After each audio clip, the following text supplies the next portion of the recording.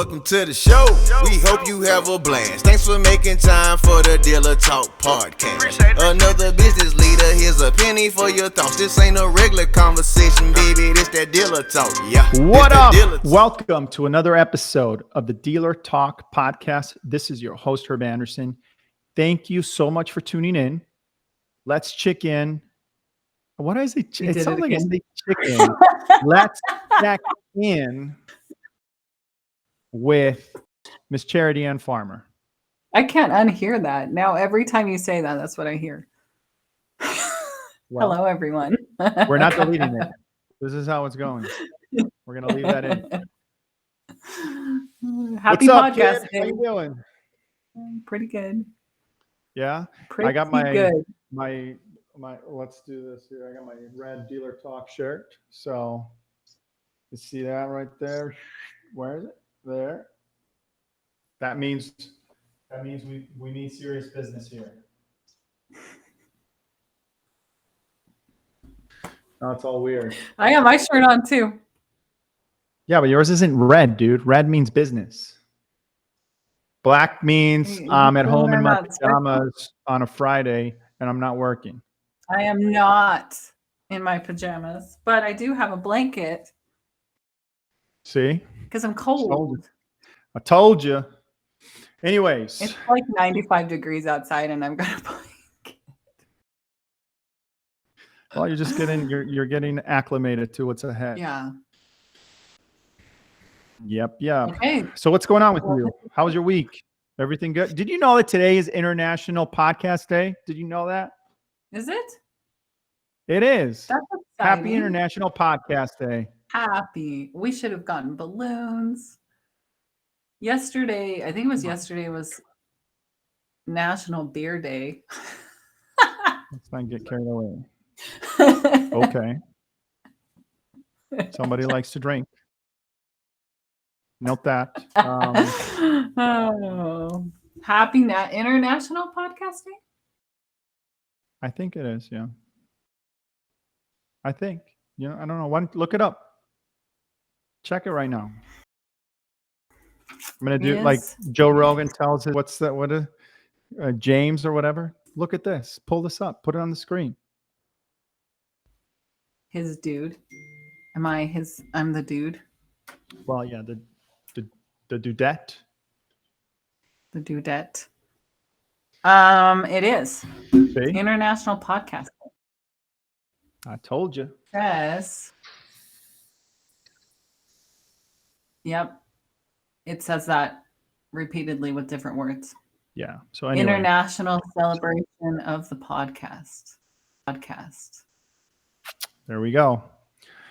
Okay, well, let's kick it. Well, that was a little tongue twisting thing. We're leaving this in. We're not cutting anything. We're going to roll with it. So, Luis, no edits on this. Let's go into it. Let's get into it. Let's kick it off with our automotive news.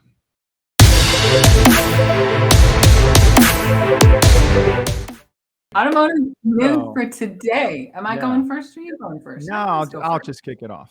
So, I wanted to start with Tesla recall. So they have, I think I don't know. I don't know the specifics, folks. Don't quote me. Charity, if you find a link, put it in the show notes so that,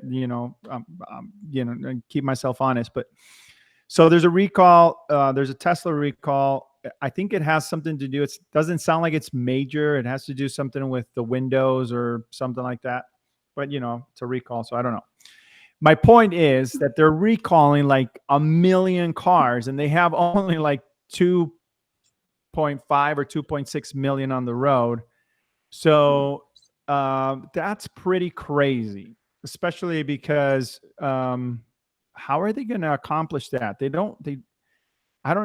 think they have only like 2,000 or 3,000 service departments, something like that. So how are they going to handle? Where are their service departments?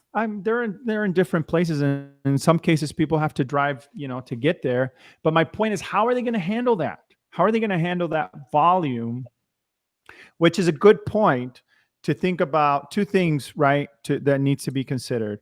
One is, what are they going to do in the future? Now, granted, a lot of these updates they can do over the air, which is awesome. But, what if you do have a situation where you have to have the customer in the shop, like this one, which I think they do?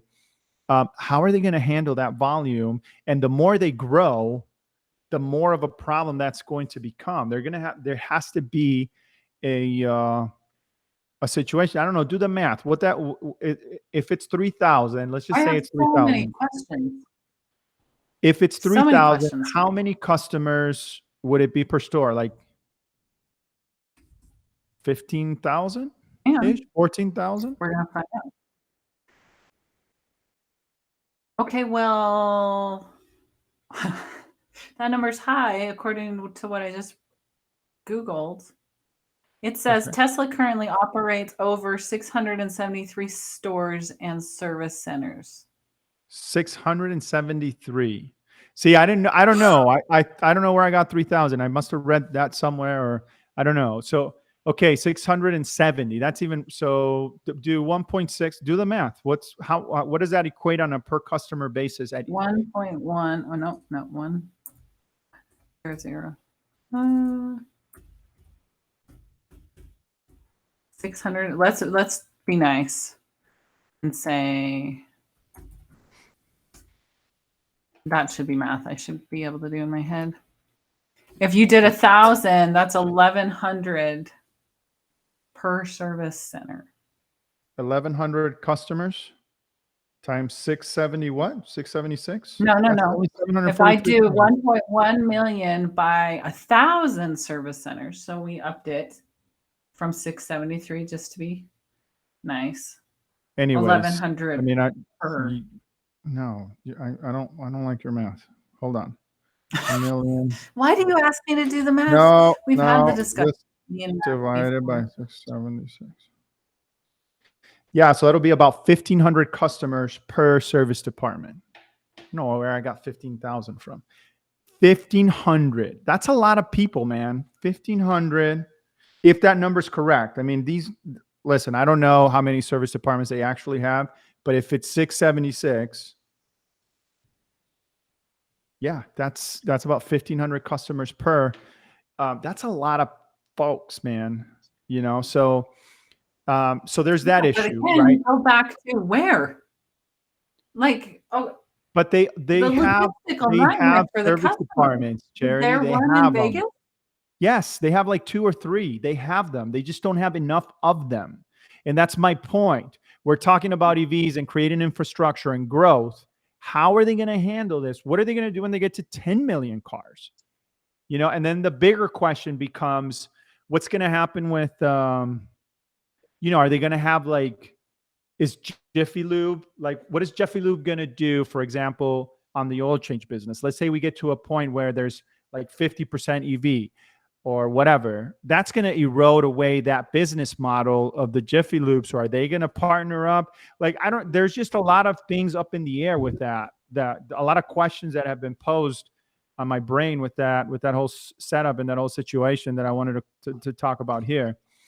Because I think that's an opportunity for our industry, for dealers, for the retail side of what we do. And what form, I don't know. I mean, I haven't fully thought that out, but I just think that there's a lot, just from a marketing standpoint. I mean, think about a good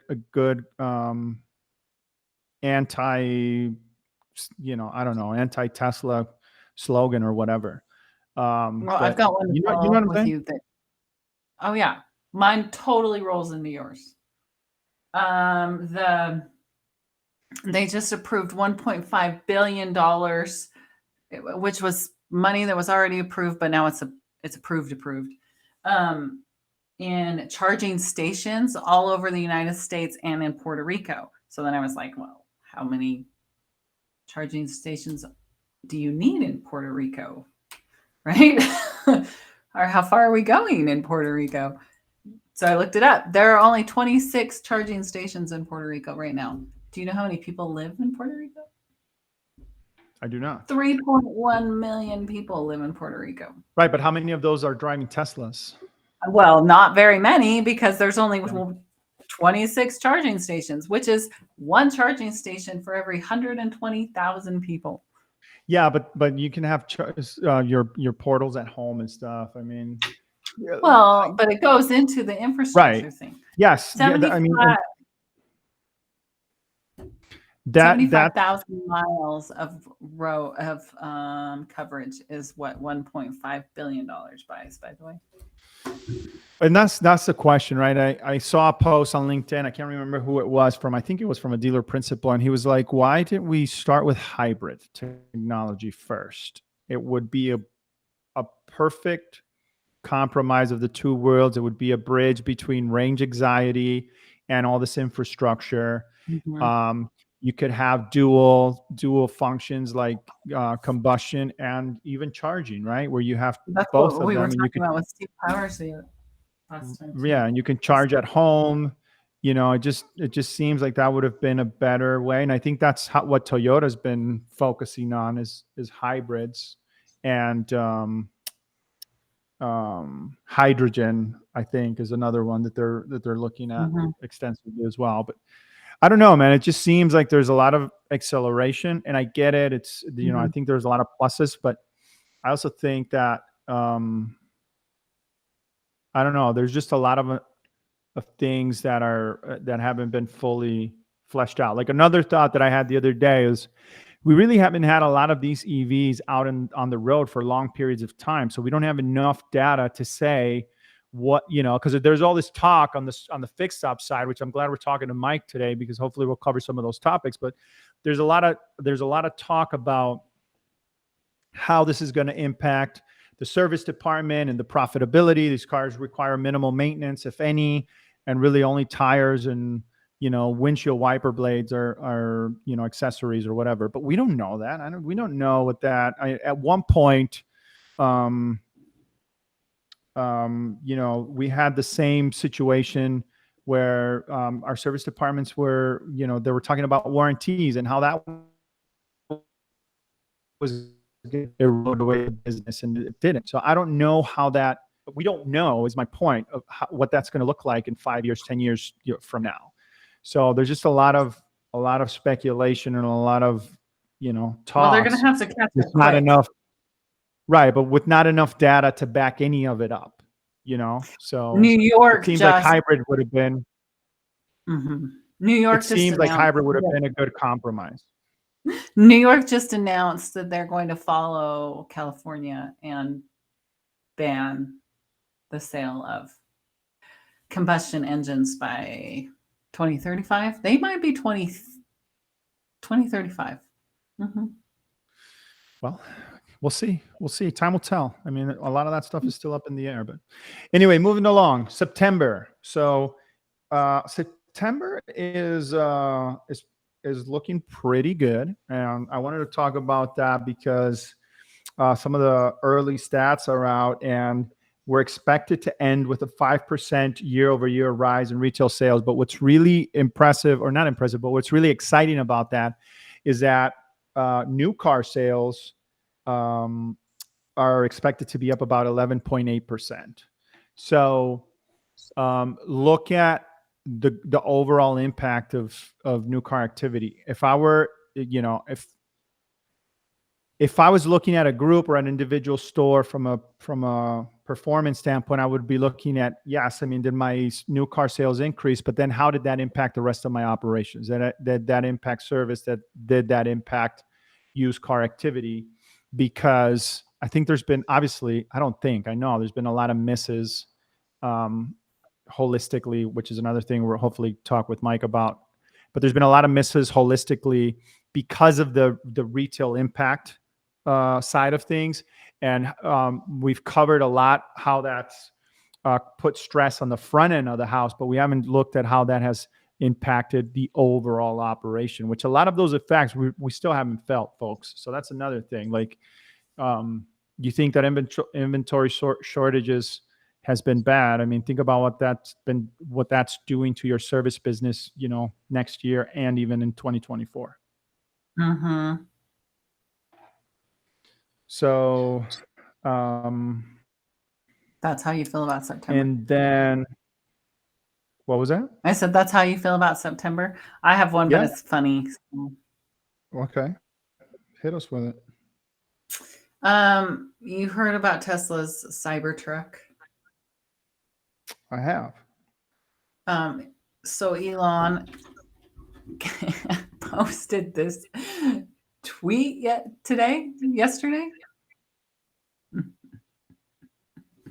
This is so funny. He said, Cybertruck will be waterproof enough to serve briefly as a boat, so it can cross rivers, lakes, and even seas that aren't too choppy.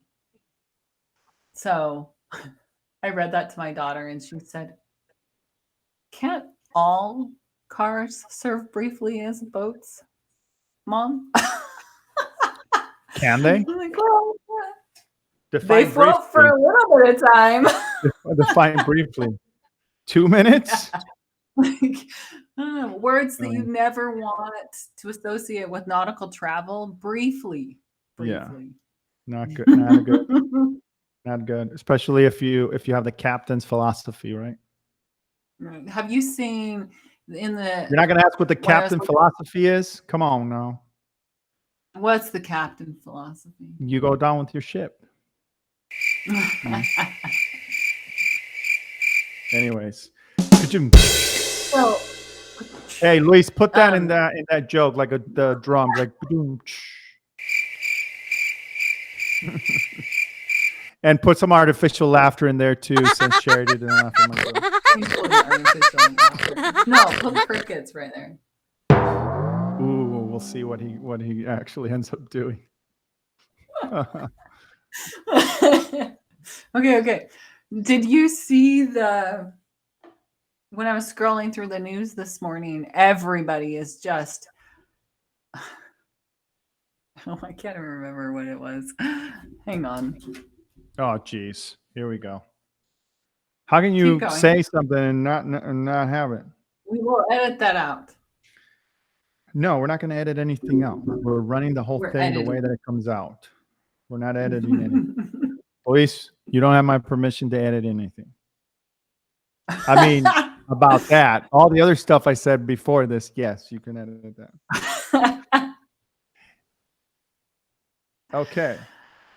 So, what else you got? That's it. Right on. So it was a light day for me. Right on. Very cool. Well, that's our automotive news for this episode. We have Mr. Mike Vogel on the show. Super excited to talk to that dude. Super excited to talk about fixed ops because there's a lot of thoughts brewing in my head and should be good.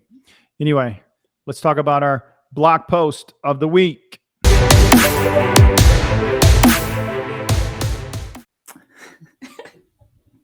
Blog post of the week. We are talking. This is the laughing episode. Yes, the laughing. Get it together, Charity Ann.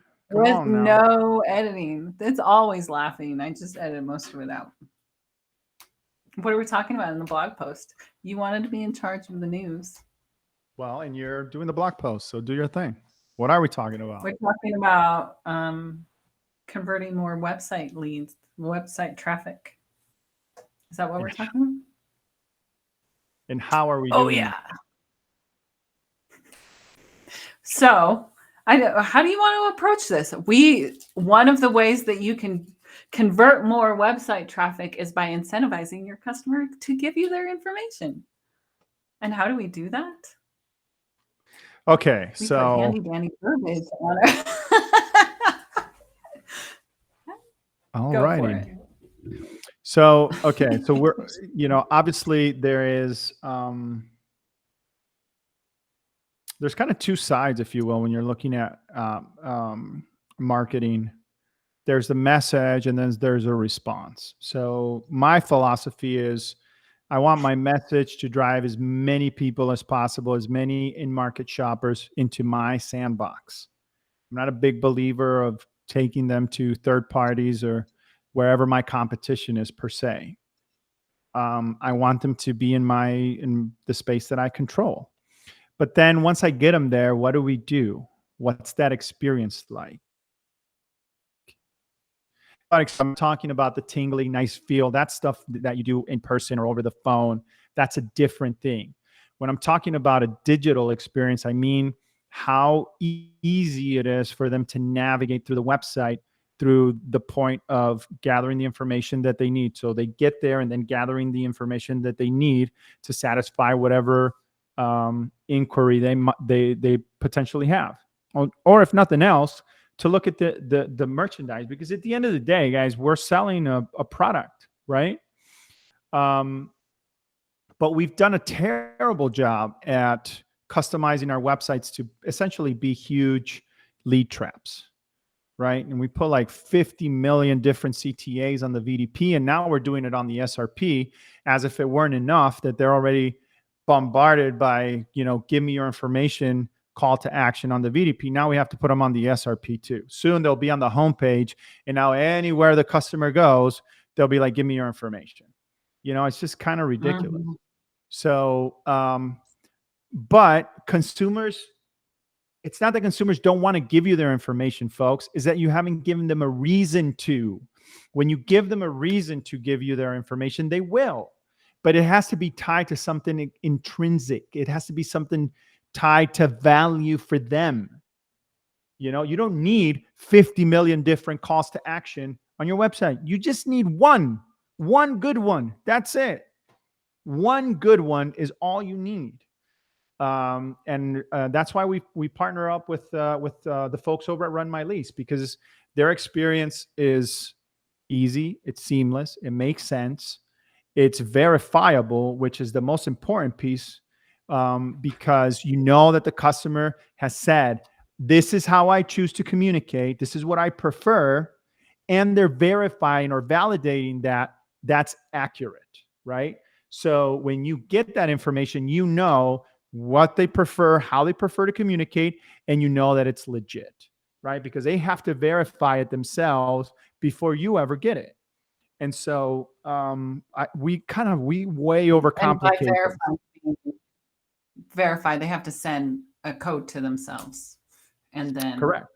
Yeah, they put in the information. They get a 4-digit code on their phone or their email, wherever say they prefer to communicate, and then they have to put that in the widget or whatever to showcase. And they have all kinds of, we work with Jared Neves. He's one of the founders. Love that dude. He's super flexible. I can't think of any situation where I called him and was like, dude, I need you to do this or switch it in this way or change this or add that. And he was like, no, I can't do it. And he's always like, yeah, man, we can make that happen. And they do. And that's another plus for them, that they're flexible in order to do that, which makes it super easy and convenient for the store. But yeah, we want to control this digital experience, and we have FOMO when it comes to our website. We just fear that somebody's going to go there and we're going to lose them or whatever. And that's just ridiculous. Instead of focusing on that, why don't you focus on making the website like an actual website, like an actual trackable, intelligent platform. You know what I mean? These websites are hollow. They don't do anything. Don't you think your website should be sending customer emails? It should be tracking behavior and sending you. That's a better investment than a lead. Tracking behavior. Hey, most of your customers between 1 and 3 do this. They see on average 15 photos. Isn't that more valuable information for you? They spend X amount of time on your website, and they navigate between all these different things. And maybe there's AI built into your website that is emailing customers or asking customers if they want to be communicated to. Maybe you're collecting first-party data and you can do something with that. What about arranging your website kind of like a Netflix? Hey, if you sign in to my website, what I'm going to do for you is I'm going to put your preferences. I'm going to put the top preferences in my area, and then I'm going to put the national preferences. What if you want to leave the website and come back? Isn't it better if you come back to the same experience you left? I mean, there's all these different things that we could be doing. Don't you want to send an ad directly from your website instead of having to call, an agency? Like, it's just, there's all these different things that we should be doing with our websites that we're not doing. These things are hollow. They don't do anything. They're front facing. I don't even know what to call it. WordPress blogs. It's just, I don't know. And don't even get me started on websites, because we're gonna, as you can see, I'm very passionate. Run My Links is a really great first step toward all of this. Like, Passionate. but if you're gonna create that experience, you don't need a million different CTAs. Please stop putting a bunch of stuff on your SRP pages. It's annoying. It doesn't do anything. Pick one call to action, a really good one, and put that on your website and be done with it. Trust me, you're not going to miss out on anything. If you got the car and you got a good experience, and most importantly, if you're pricing right, you're going to win, dude. You're going to win, because I can get that car anywhere for the most part. So, just focus on building something that's better, or having something that's better holistically than just capturing a lead. I mean, come on, it's 2022. Nobody submits leads anyway. Okay, so I used to work for this small independent dealer, tiny little dealership. And one of the biggest concerns that the owner consistently had, the biggest fear, was that if he didn't have something to capture a name and a phone number, then he would never know what was going on, and he would be missing out all the time. Yeah, well, so then what do you think? Just lead gate your website then, right? Hey, you want to go into my website? Great, give me your email first. There you go. That's better. Is that what you would recommend? No, I would not. If it were up to me, dude, no CTAs on the website. Zero, none. One call to action, buy now. That's it. That's all I really care about. That's all I care about. That's all you should care about. Are you getting traffic to your website, and are they ready to buy now? That's it. That's all you care about, and that's all you should care about.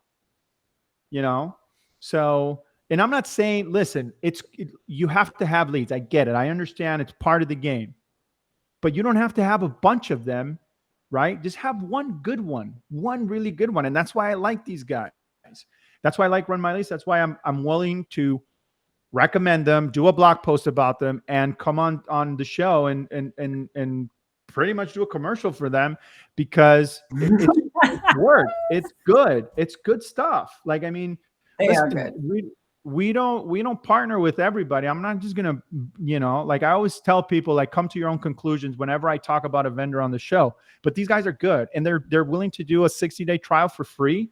I mean, come on, like, it doesn't get any better than that, man. Go try it. And if you don't like it, if it doesn't deliver for you, then be done. You know what I mean? You have nothing to lose. So, but I'm not a big fan of the way that we're doing things. I think we're overcomplicating it. We have too much FOMO when it comes to our website experience and what customers do, post getting to our site, and we're missing the bigger picture. It's just got to be better. There's just too much technology, and there's too much opportunity, and there's too much talent in this industry to not have something better.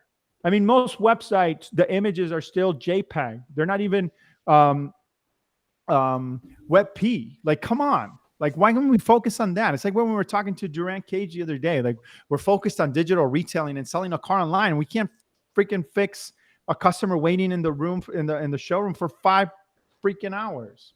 Like, it's asinine nonsense. Anyway, there's my blog post for the week, folks. Now you guys all know why I wanted him to do it, because I knew that was all in there. So I just.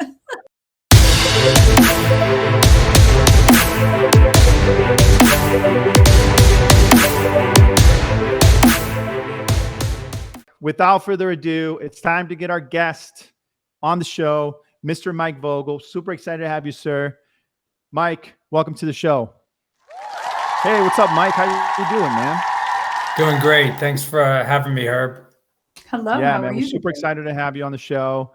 Lots to talk about, but we typically kick things off here with an intro. So tell us about you. So I've been in the automotive industry about 40 plus years. Started out as an entry-level porter and in the service department, and worked my way up to a service advisor position, eventually service manager, service director, fixed ops director, and then corporate fixed operations director before I finally went into semi-retirement. And since then, I've been doing some coaching for car dealerships, as well as working with several different vendors that are in the fixed ops space. And that kind of gets me up to speed where we are today. Right on, sir. Very good. I'm very excited because, as you know, a lot of people that follow the show know, I started in fixed ops. That's kind of where I cut my teeth. I was a tire tech and a lube technician, and kind of went from there. And so super excited to have you on here. I'm just going to get right into it, dude, because I see a lot of conversations about the uncertainty of the industry, and variable side is this big conversation, but I don't really think that we've comprehend the impact that COVID and this whole pandemic and this whole situation has had on the fixed up side of the house, which is a lot more severe in my opinion. I mean, we're lucky right now that we have the interest rate situation, but typically, historically speaking, when you see a decrease in new car sales, that tends to hit the service department about 6, typically 12 months after the fact. And we've had 2 years of less new car inventory kind of flowing through the pipe, so to speak. And we haven't even felt that impact yet. So what are your thoughts on that? What do you think? Do you think that we're not paying as close attention to that portion as we should be? Or do you think that things are pretty much going to stay in this ramped up state? What's your take? I think there's several challenges within the fixed ops space. Number one is typically, and this doesn't obviously apply to every dealership, but there's too many dealerships that are not retaining customers, and they haven't been retaining customers for a long, long time. Yeah. And those dealerships are probably going to be the ones impacted the most over what's been going on over the last several years. The other thing is, what does the future look like? As the talks ramp up, all you hear everywhere you read, every story, every podcast you hear talking about electric vehicles and the coming. And granted, it might be 10 years off before it's a serious impact, but it's going to have a play. There's going to be less maintenance to do on the cars. So there's going to be less visits to the dealership. How is a fixed ops department supposed to survive when they're selling less parts, seeing less customers in the drive? So, but most importantly, I think, is the retention issue. And we in the dealership space have talked a good talk for decades, but really not enough have really followed through on what needs to be done to retain more customers. And, everybody that I talk to in the industry that's working in dealerships currently, they are seeing less cars going through their service departments right now. However, a lot of those customers are being hammered on dollars per RO and hours per RO and effective labor rate. So financially, they're doing fine, but car count is not there. And that's a dangerous place to be, in my opinion. Man, I totally agree, and that's why I wanted to have this conversation. And I you were like somebody that I was like, dude, it'd be great to kind of jam this out with Mike, because, yeah, man, I'm with you. I think that, so here's what we know, right? The mean year so last year or maybe in 2020 it was 11 point something, right? So now they're saying it's 12 years, so it's been extended.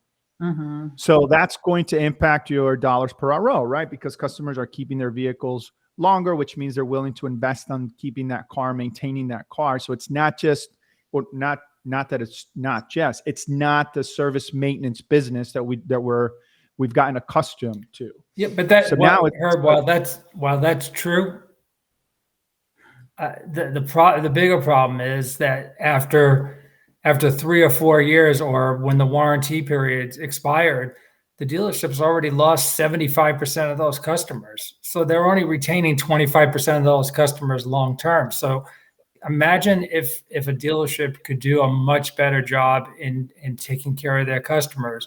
if they were able to retain another 10, 15, 20, 25% of those customers, what does that look like for their bottom line? It's huge. Right. But so then the question is, that was already happening, right? We were already having issues with loyalty prior to COVID. And then COVID comes into the picture and we have less cars. So it's less of an opportunity to build that loyalty. And when that finally catches up, I think, because there is going to be a tipping point where the ROs, the amount and the spend per kind of normalize to a certain degree. And then then the impact's going to be felt, right? And the service department is one of the biggest, if not the biggest, depending on how you run your operation, profit centers that in the dealership. So I don't know, man. I just think that we're talking a lot about the thing that we see right in front of us, which is variable, but we're not thinking about the impact that stuff has on the whole operation. So, and what are we doing right now as an industry, or, if we look at it on a per dealership basis, to prepare or to hedge against that? So we should have been preparing from day one, and we should be prepared every day. I mean, I don't know why, as an industry, and actually it's probably the country as a whole, we always seem unprepared for downturns. You look at the real estate market and what they go through, all the cycles they go through. I think the dealership world is similar. And, why didn't we do a better job retaining customers 20 years ago? And I'll tell you, my viewpoint is that dealer principals and general managers, and I'm not trying to bag on all of them, but too many of them focus on the numbers first before the customer experience. And I really don't believe it's going to get much better, if at all, until they change their tune. Because the reality is, unless we're taking better care of our customers, they're not going to continue coming back. So what do we have to do? We continue chasing the numbers. We need to get more dollars per RO. We need to get a higher hours per RO. We need to get a higher effective labor rate, which eventually chases the customer away. There was just a couple of things on LinkedIn this week about YouTube videos posted by customers about how they got ripped off. One person was charged $99 for a cabin air filter that literally takes 5 minutes to replace. And the filter itself is like $30. How many customers are going to continue coming back once they find that out? Right. It's things like that are chasing customers away. We're going after the number first. We're not going after the relationship and the experience. I do the Google reviews for my dealership, and overwhelmingly they are service-driven reviews all the time. And it's getting more expensive. The last time I was there, the experience was bad. I had a lady call in tears because her service writer had retired and he had gone so far above and beyond for her, and nobody else would touch it. Like I went back to the service drive and I was like, somebody needs to take care of this lady. And they were like, no. Well, I was like, no, you don't get to tell me no. But she's probably a loyal customer. She's probably spent a lot of money in the dealership. So how can you ignore something like that?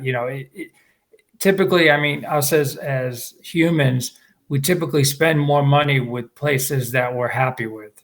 Mm-hmm. And so why would we not put the time and effort into building a long-term relationship with a customer? Yeah, it might cost us short-term money here, money there a little bit, but in the long term, not only do you retain them to spend more money in your service department, but you're also going to get them to hopefully to buy their next car there, whether it's a new car, a used car, whatever it might be.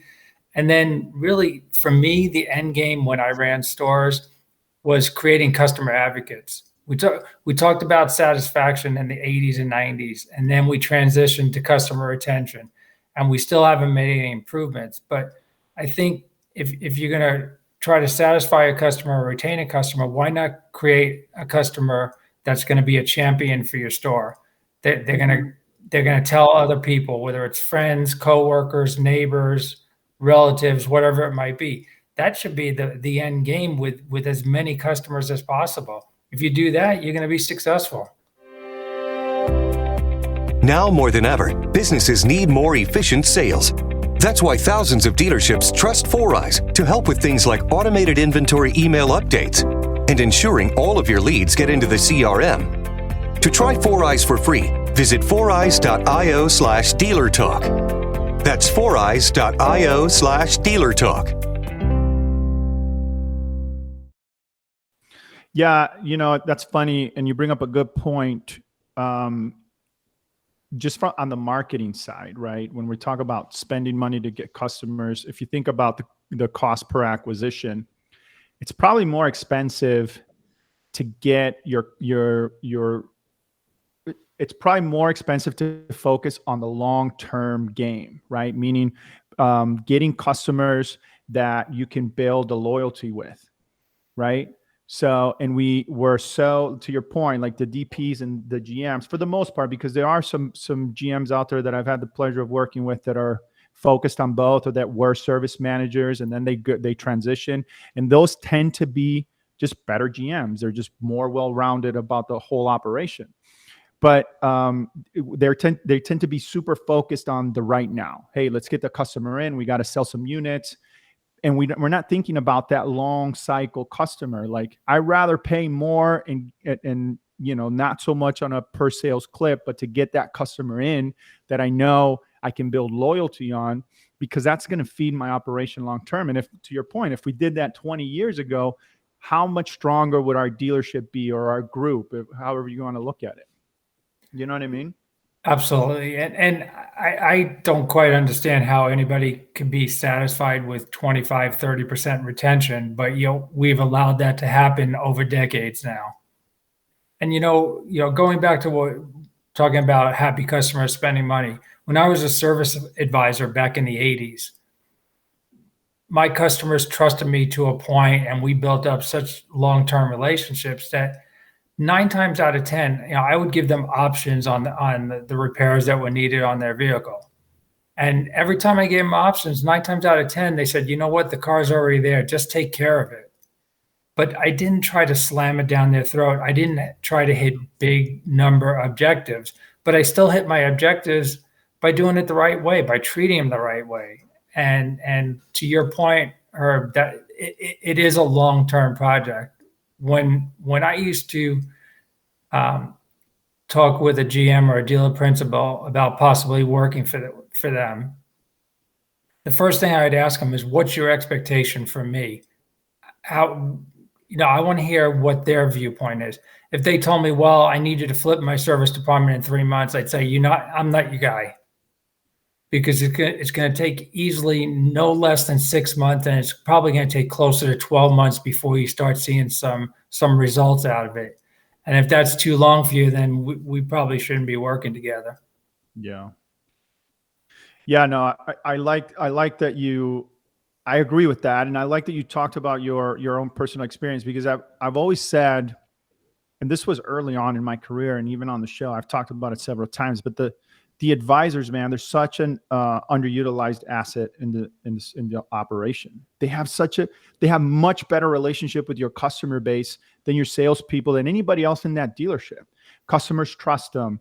They know a good advisor is going to know everything about that person. Do they have kids? Do they have pets? How do they like their car? All these things, right? And so we could, with that bridge is kind of there already between the customer and the store, and sometimes we don't even take advantage of that the way that we should. And to your point, it's not about selling the customer, jamming anything down their throat.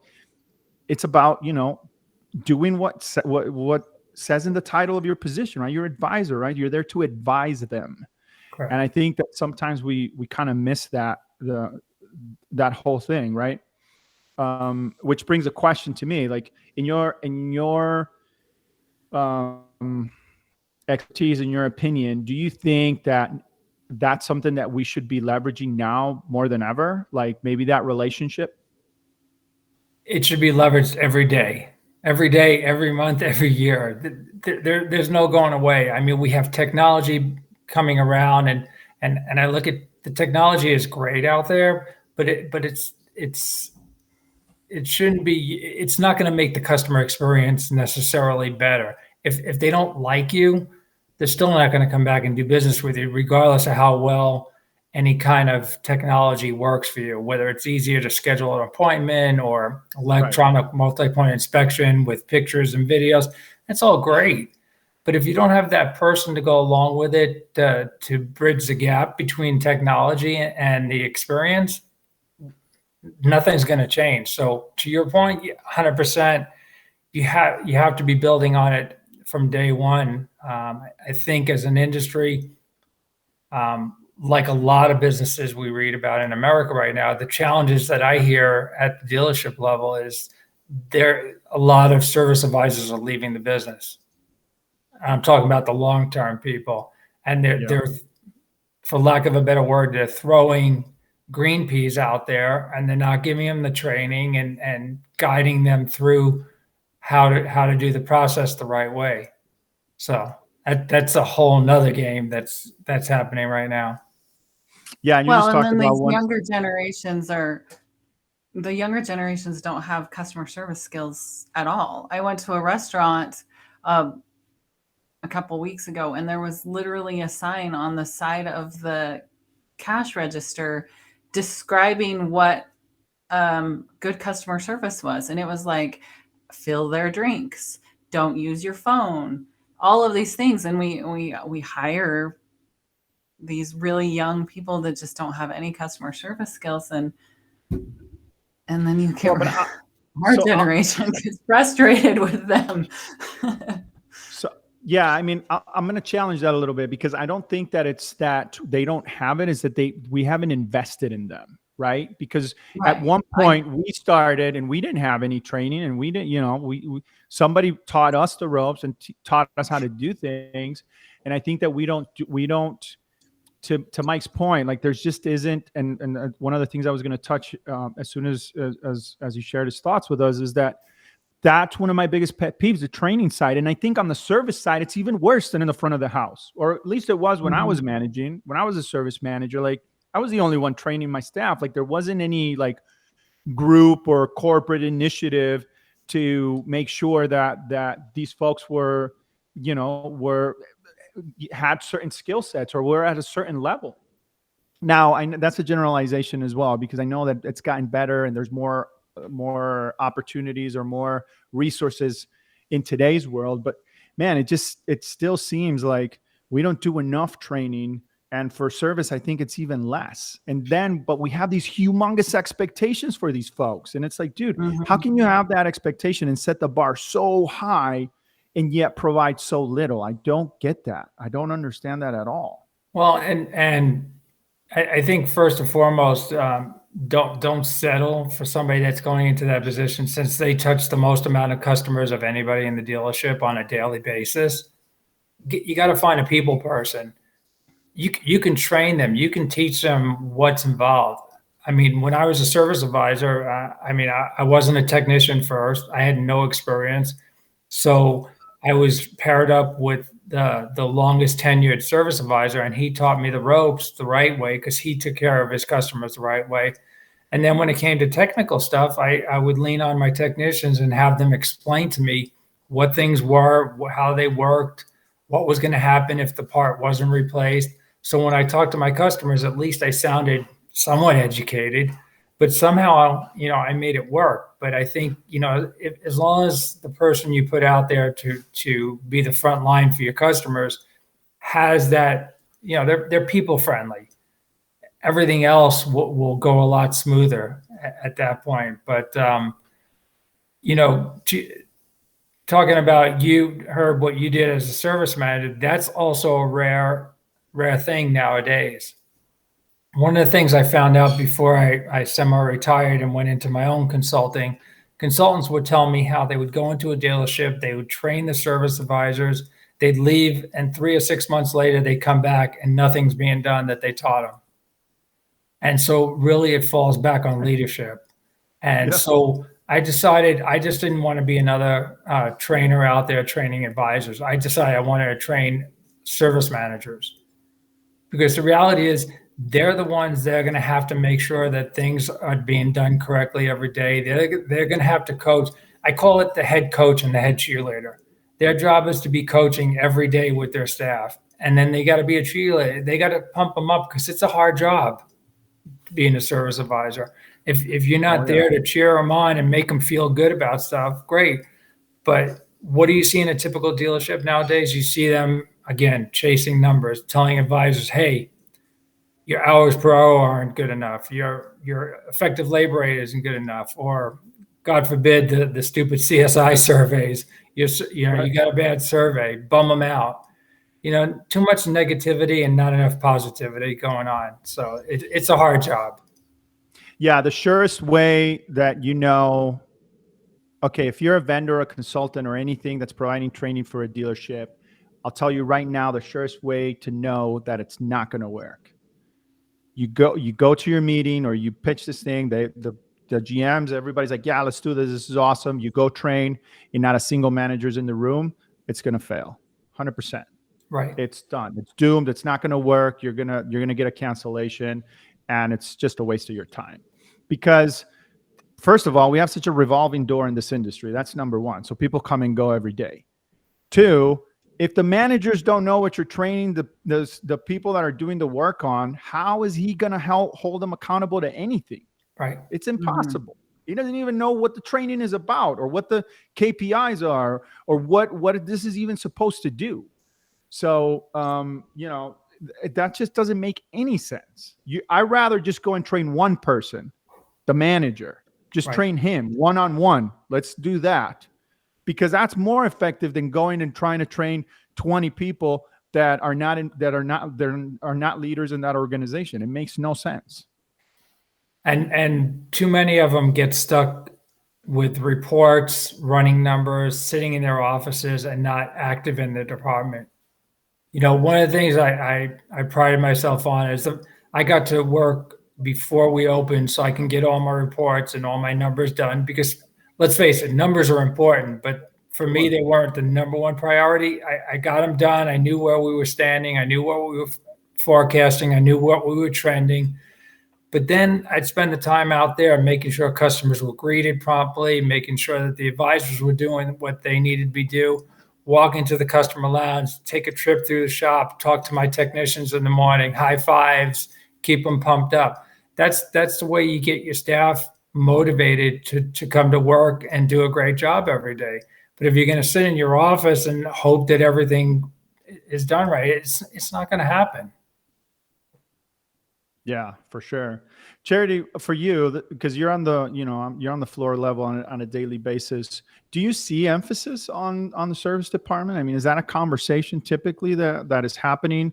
Not just your current store, but just just in your experience. Like, was that something that you guys were exposed to? Because I think that's another thing. There's always a disconnect between service and the front of the back of the house and the front of the house. Like, they don't know what each other's doing. They're not kind of working together.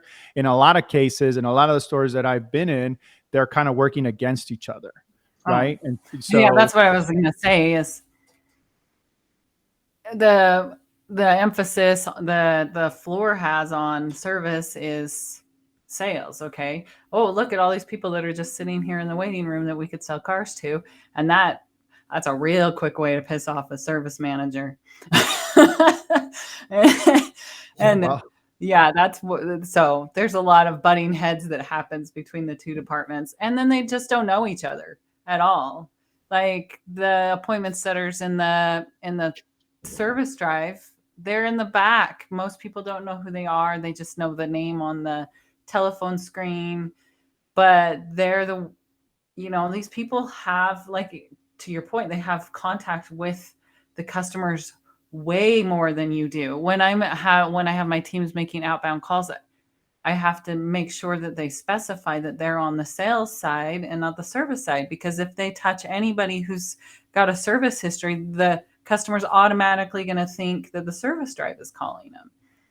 And for, an oil change or anything, but yeah, that's where all the loyalty is to the service guys. My service guy, like, I've been using him for 10 years. He's moved buildings, and I still go to his building with my car because it's him. Like, And I can walk into the service drive in a complete panic about my vehicle, and he just chuckles and fixes it for me. Like that's the kind of relationship that you want all of your customers having with the service. That's drive. right. Like my good friend Tim Stockwell would say, I want to be your service advisor for life, right? I want to be your service guy for life. I don't want to just be the guy that you see one time. I want you whenever, I don't care what car you have, but whenever you have any issues, I'm your guy. I'm your service guy. You come to me. And that's kind of the mindset that you have to have in that role.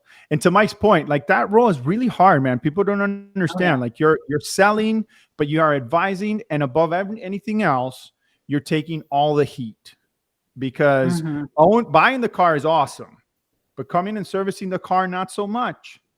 And all that, the brunt of all that is what the service advisor takes. So if you don't have your game tight, it's it can be a very mentally stressful role. But the better job that you do as a service advisor building those relationships, those angry customers are diffused for the most part. Not that it's never going to happen, but it happens less often. I mean, I can remember a story. We had a customer. This was at a Nissan dealership. I was a service advisor, and everybody on the drive referred to him as the customer from hell. And he legitimately had a lot of problems with his vehicle. And so everybody would either get busy on the phones or run into the shop when they saw him pulling on the service drive. So me being the newbie on the drive, I went out and greeted him. And he worked in an office building straight across the street from the dealership. Well, I worked with him. I worked with Nissan corporate to get his car situation resolved. And he became a loyal, dedicated customer. And he sent me his friends and relatives and coworkers. And he ended up spending money there besides having warranty work. And that was, everybody else on the drive had blown him off. Oh, yeah. Just because he was angry about his car problems. He had a legitimate gripe, but nobody was really doing anything extra to try to get it resolved for him. Right. And it's not just that they're your service advisor for life. They're generational. Like if somebody needs work on their vehicle, I send them to my service advisor. Right. And there you go. They're like, if you go online and somebody says, hey, who's a good doctor in town? It's the same level for a service advisor. Oh yeah. So, absolutely. But that personal, that verbal from you to whoever you tell is priceless. Yeah, for sure. Yeah, that's gold right there. Forget any marketing piece you can put out there. There's nothing more valuable than that, for sure. Yep. And then the follow through on that is then it becomes we're such creatures of habit. It becomes habitual to go to that person because that's who we always go to. And so for them to switch out of that and to go somewhere else, like you have to do something pretty like life altering for somebody to switch a habit. You've got to piss them off pretty good. And that's what if your customers, if you're not retaining your customers and they're leaving, then why? What are you doing to make them walk away? Or not doing for them. Or not doing. Yeah, for sure. A combination of both in some cases. Mm-hmm. Yeah. So kind of switching gears a little bit, but kind of still staying with fixed ops is, so I think we're in a really interesting time, and there's a blog post that we're going to drop next week that kind of talks about this somewhat. But I think we're in a very interesting time because, like I was mentioning earlier, I think that we still haven't felt the full effect of this inventory shortage, holistically when we're looking at our overall operation. But we're in a very interesting time because of the financial situation, right? It's not a recession, but interest rates are going up. So, that impacts consumer confidence and all these little things are happening. But I feel like, and now the mean year numbers are up. I feel like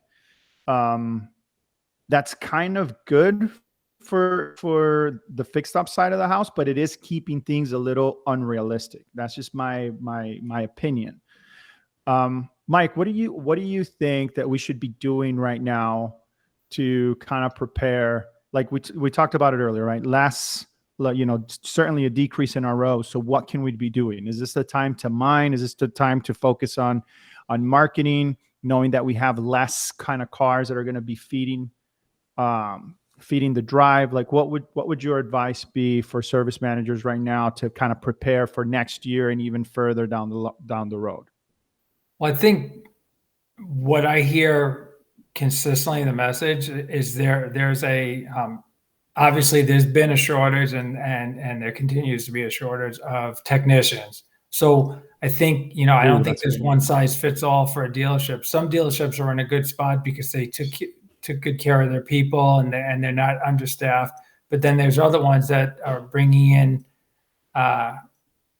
green peas into the service advisor position, and then they're trying to actively recruit technicians. So for those people, you better get that under control quick before your competition is the one that takes it away.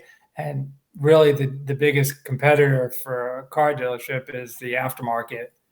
So, but that said, I mean, if I was running a store, I would, as long as I was confident in my team being able to handle more work based on my staffing capacity, I would definitely go after both conquest customers that haven't been to my store and inactives. And the inactives have to be treated differently because they're inactive for a reason.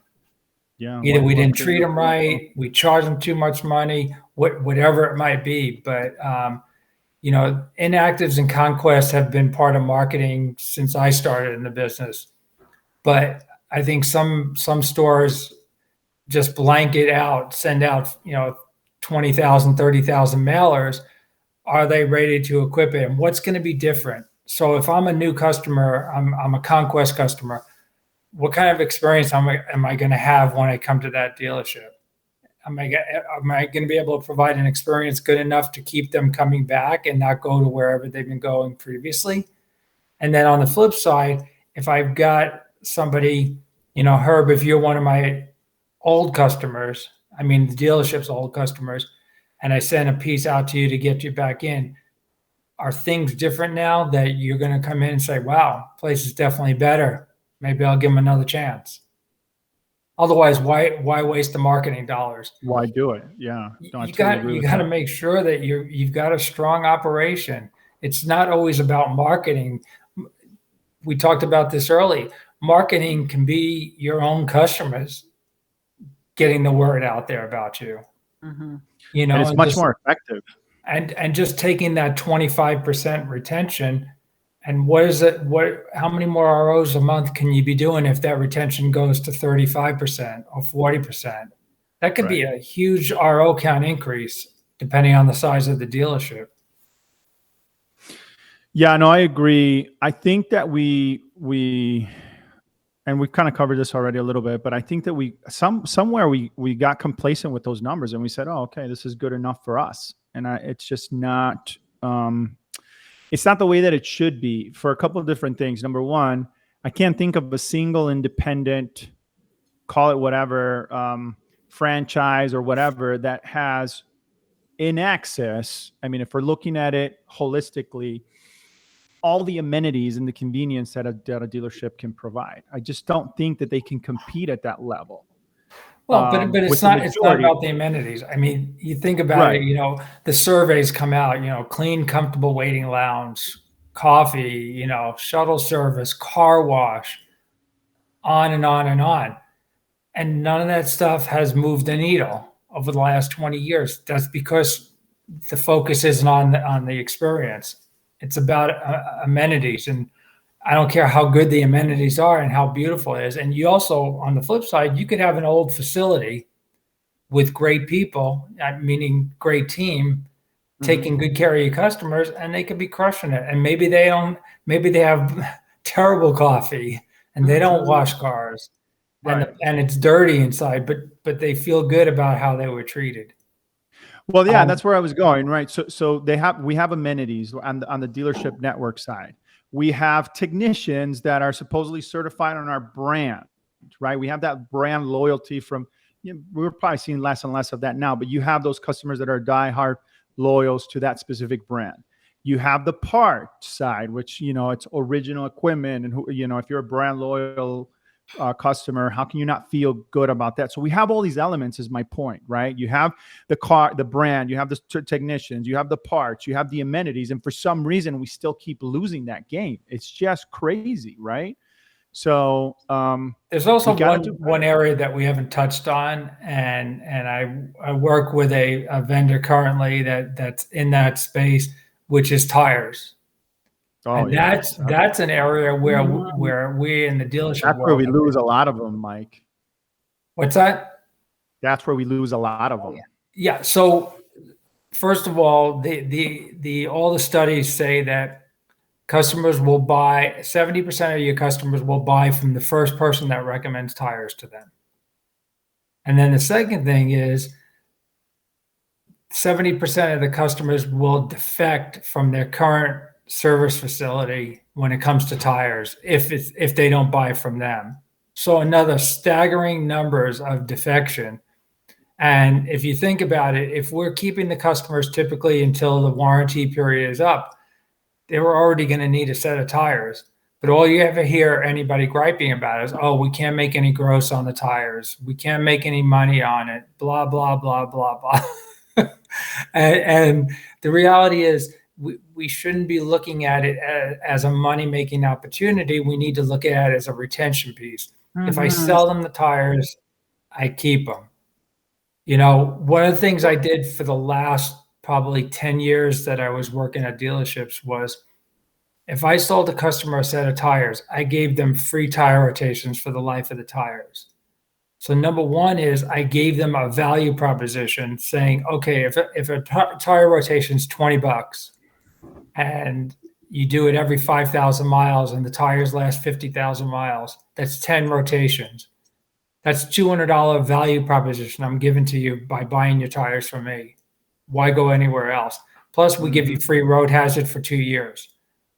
So now I get the sale and I get that car coming back in my service drive every 5,000 miles. And I have an express guy working on it. So it costs me somewhere in the neighborhood of maybe $5 to get that rotation done. Right. How cheap is that? But you'll spend as a service director or a service manager, you'll spend $30,000 on a mailer. Right. That will convert at 2% or something like that, and that's justifiable. I'm totally with you, man. Like I did my biggest marketing expense. I think it averaged out to like $25 a car. Free oil changes and free tire rotations for life. All my customers. This was before synthetic, right? So it was the 3,000 mile oil change, $27.99 or whatever I think was our retail price at the time.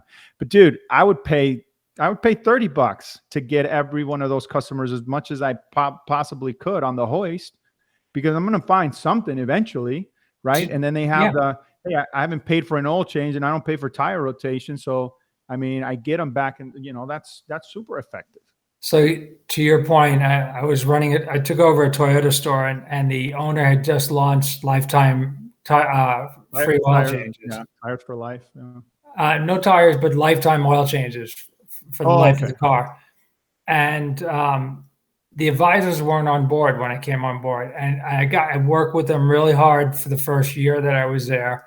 And we turned the corner. And by the time we got past year one, the average customer pay on the free oil change RO was over $200.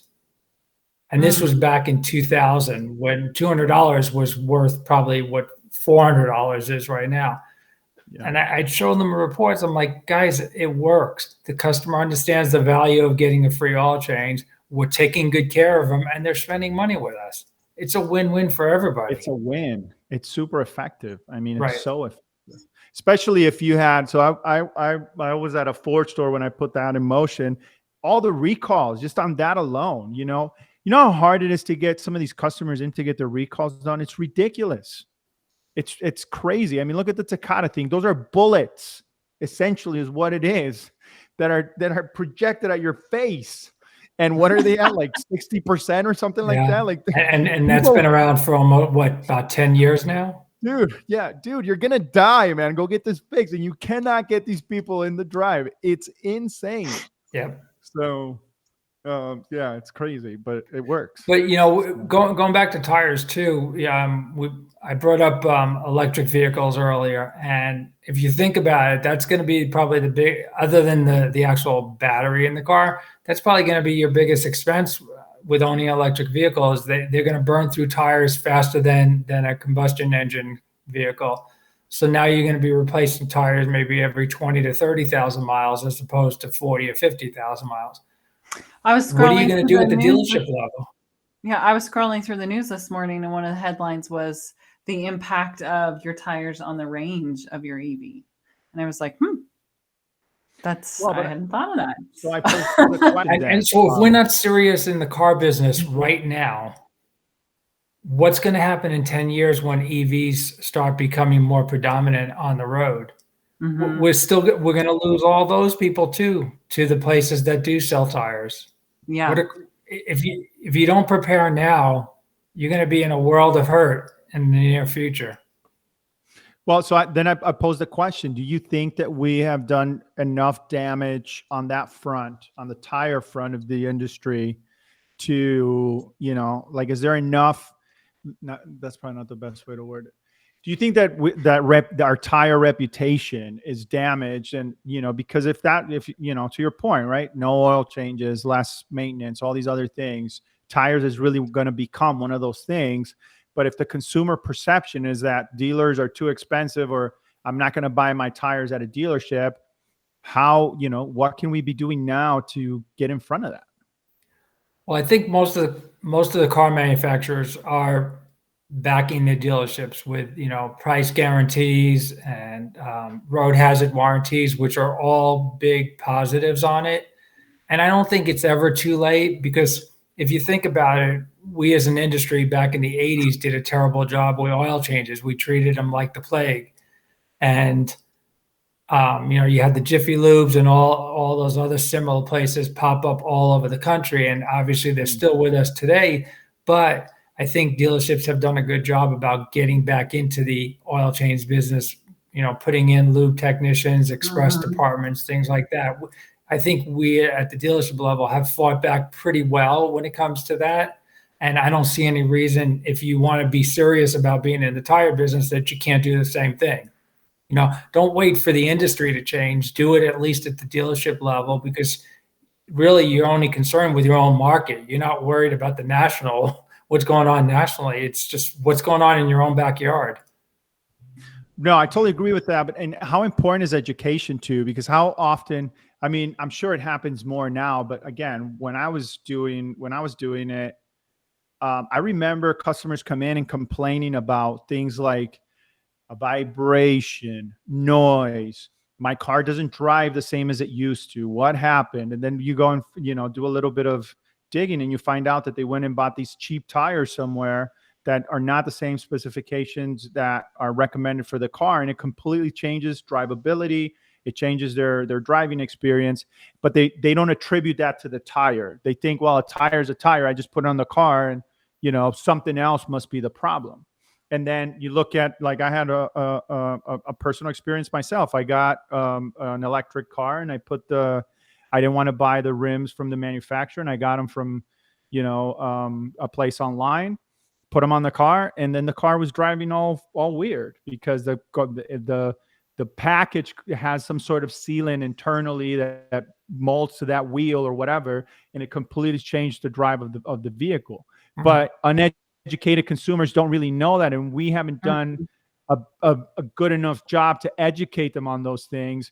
And so, that could be a starting point for a lot of us, is to start just with the education piece. 100% agree.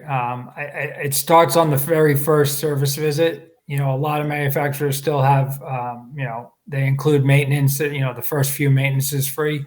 So at each visit, first of all, the vehicle check-in, if it's done correctly, you're looking at the tires visually with the customer present. In some cases, you're measuring them. In some cases, you have tools on the drive to measure them for you. and you start talking about it at the first interval, whether it's 5,000 miles, 7,000 miles, 10,000 miles, whatever the case might be. But you start it right there. And, we have a thing that in the Toyota world, we talk about selling the green. Something that we do a poor job with the multi-point inspection is we only present the bad news to the customer. We never talk about, there might be 3 or 4 bad things on the MPI or things that need attention, and there might be 20 plus things that are great. Why aren't we talking about the green? Do you want to go to the doctor's office for a yearly checkup and you get all these tests done and all he tells you is your cholesterol is too high? Right. No, you want to hear about some of the good stuff too. You don't want all gloom and doom. Same thing with the MPI. So if we start with the very first visit and it's the consistency in the message to the customer by the service advisor, that's going to get that message across. You're green, now your tires are moving to yellow. They're going to need attention soon. Just want to prepare you for that because tires are a big expense. And then finally, when they're time, you've already earned their trust. It's such an easier path to the sale if you've built that relationship and you've talked about it consistently on every visit. Oh yeah, 100%. I go through tires really, really fast, and I totally defect to the cheaper tire places, and it has absolutely come back to bite me before. But if the service guys were like, okay, Charity, it's getting close. We're going to prep you for your next visit. That would be so much easier on my stress level. Yeah. And take a page out of the playbook for America's Tire. Okay, America's Tire, you can drive in there any day and get your tire pressure checked instantly. America's Tire, you can go in there with your tire pressure light, and if it's got a nail in the tire and it's fixable, they'll fix it free. Try doing that at a dealership. Right. Yeah. Right. But that's another avenue towards the path towards tire sales if you want to be serious about it. But you're not going to make any money on those. Okay, so what? What about keeping the customer, or maybe even earning a customer? What if you're at a Toyota store and a guy with a Toyota drives up with the tire pressure light on? You find out it has a nail in the tire. Now you're going to charge them $25. You're not going to make any money on the $25, and you didn't earn any goodwill from the customer. What if you said to them, hey, you got a nail in the tire, I'm going to have my guy fix it for you. It's no charge. Yeah. It's better. That's a better experience for sure. Right. There's a lot of things that dealerships can be doing. It's a lot of things. There's no excuse for why they can't be better than what they're doing. Absolutely. All righty, sir. Man, thank you so much for doing this. We really appreciate it. There's one question that we ask everybody that comes on the show, but before we do that, I wanted to give you a couple minutes to just tell folks what you do, how can they get in touch with you, where can they find you? So probably the best way to find me is on LinkedIn. I'm very active there. Name of my company is ASMC, which stands for Auto Service Manager Coaching. And typically, I am staying local to Southern California. So if there's any Southern California dealerships watching that could use my experience, my expertise, by all means, reach out to me. You can call me at 909-437-7334. You can email me at mikevogel56@gmail.com. And that's my gig. Right on. We'll make sure to put that in the show notes too, folks. So if you're listening to this, wherever you get your podcast fix, go to the show notes. Or if you're watching this on our YouTube channel, then go to the video description for Mike's contact information. Again, Mike, thank you so much for doing this. We really appreciate it. Now, there is one question we ask everybody that comes on the show, and that question is, where do you see the automotive industry headed in the next 5 years, and why? Well, I'm going to talk specifically about fixed ops. I think the biggest challenge is getting away from the numbers. I'm hopeful that more stores will get away from the numbers and the transactional experience and make it more about the customer experience. That's what my hope is. Whether it actually happens, that's a whole nother story. But that's the conversation that dealerships need to be having today if they want to survive in the future. Right on. Thank you so much, Mike, again, for your time. We really, really appreciate it. And thank you for tuning in. That's all the time we have for today. And as usual, we'll talk later. We only host a well-respected. The vendor LexisNexis. We don't sell digital marketing. What you do? We inspect it with our DT vendor management. Now more than ever, businesses need more efficient sales. That's why thousands of dealerships trust 4Eyes to help with things like automated inventory email updates and ensuring all of your leads get into the CRM. To try 4Eyes for free, visit 4eyes.io/dealertalk. That's 4eyes.io/dealertalk.